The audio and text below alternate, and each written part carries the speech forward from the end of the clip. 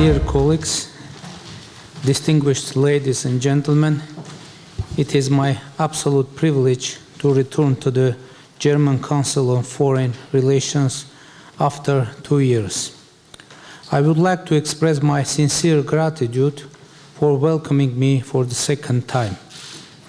If we try to compare the titles of today's discussion, Armenians' perspectives of peace, institutionalization, regional connectivity, and relations with the EU, with the previous one, security and stability in the South Caucasus, it will show the historic developments and further perspectives in our region of the South Caucasus.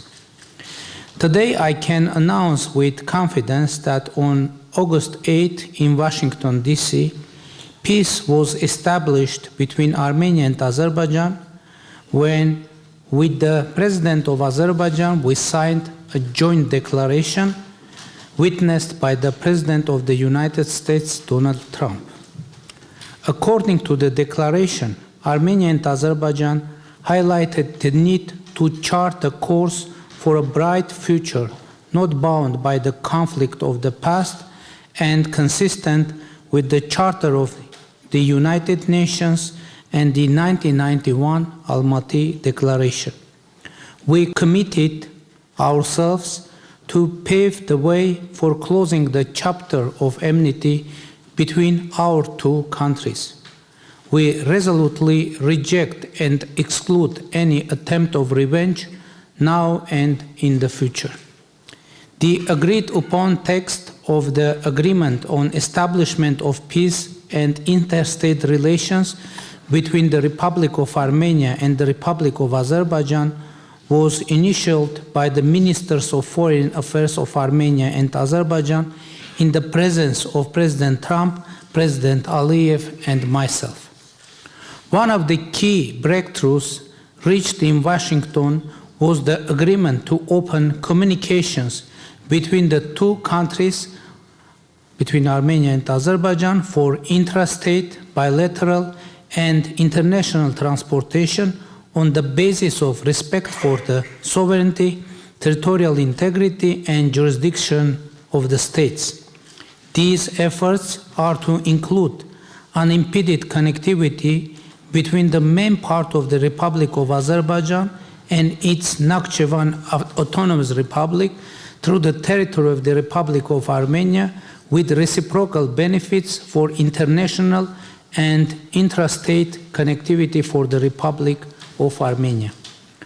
Now, together with our American counterparts, we are engaged in intensive negotiations on the general terms of implementation of Trump Route for International Peace and Prosperity, Trip-Route Connectivity Project, which also was agreed in the framework of the signed declaration.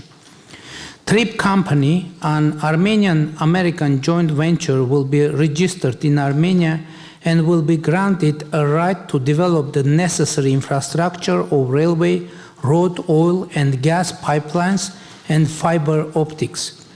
We will move to the actual implementation and construction phase as early as next year. The implementation of this project, which is fully in line with our government's Crossroads of Peace initiative, will create additional interlinks and interdependencies in the region, becoming yet another very important factor for peace.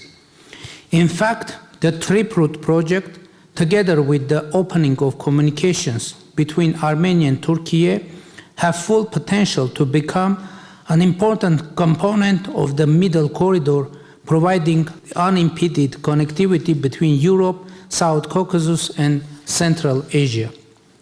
Ladies and gentlemen, I would also like to inform you that the political agreement to open communications between Armenia and Azerbaijan is already becoming a reality.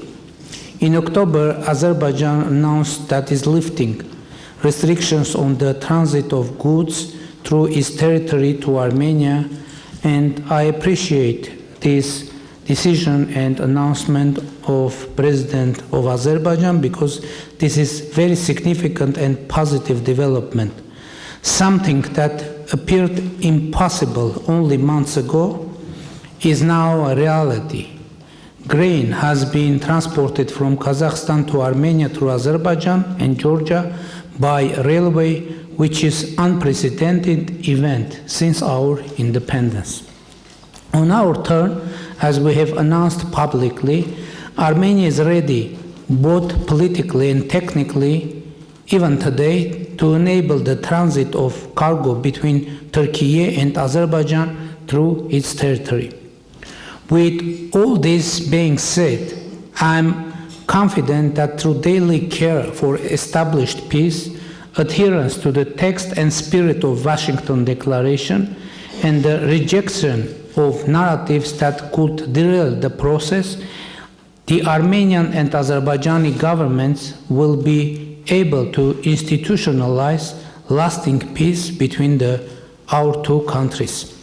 Of course, speaking about our region, I should also update this distinguished audience on the current state of play between Armenia and Turkey. Since our previous meeting at the German Council of Foreign Relations, we have witnessed an intensification of contacts between Armenia and Turkey. These contacts are taking place at nearly all levels.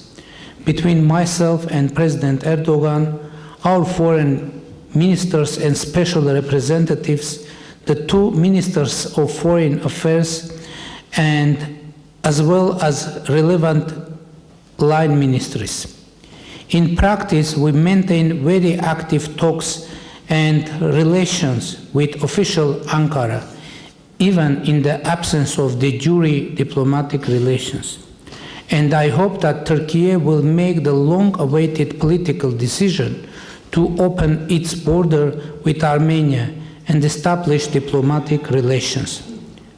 The normalization of Armenia-Turkey relations, peace between Armenia and Azerbaijan, the Triplet project, Armenia's and Azerbaijani good neighborly relations with Georgia and Iran, constructive dialogue with Russia can position the South Caucasus as one of the most attractive transit corridors alongside both the north-south and east-west routes. And we are working hardly to realize this historic opportunity.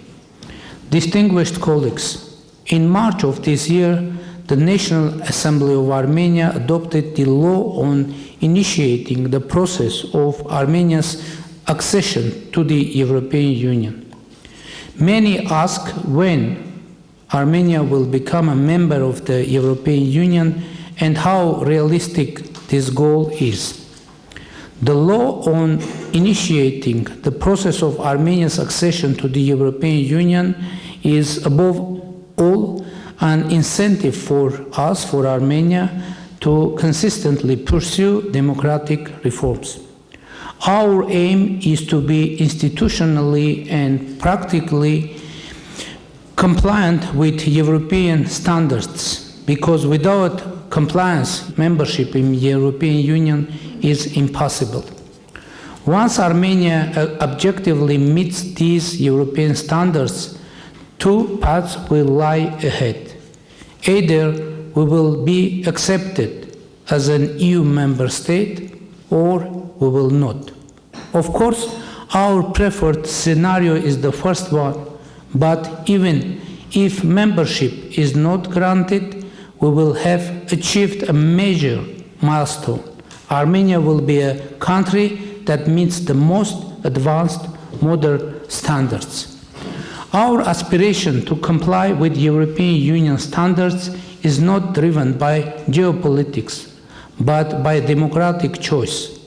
Since the peaceful Velvet Revolution of 2018, Armenia has committed as a matter of strategy to democracy, the rule of law, human rights, and an independent judiciary. On this path, just a week ago, Armenia and the European Union adopted the strategic agenda of the Armenia-EU partnership, which complements the already existing comprehensive and enhanced partnership agreement. We are currently exploring opportunities for sectoral integration in areas such as digital and telecommunications, energy and connectivity. Ladies and gentlemen, we paid special attention to the economic component of my visit to Germany, while also making use of the occasion to strengthen dialogue between representatives of the Armenian and German business communities. To support such contacts, our government must foster the mobility of our business people, and accordingly, I am pleased to note that we have successfully launched the visa liberalization dialogue with the European Union. This marks an important step toward enhancing mobility, intensifying people-to-people contacts, and developing intercultural ties. Recently, we received the Visa Liberalization Action Plan, which outlines the main benchmarks and key commitments of the government of Armenia. Upon its successful implementation, a visa-free regime will be established, further promoting active exchanges between Armenia and the European Union.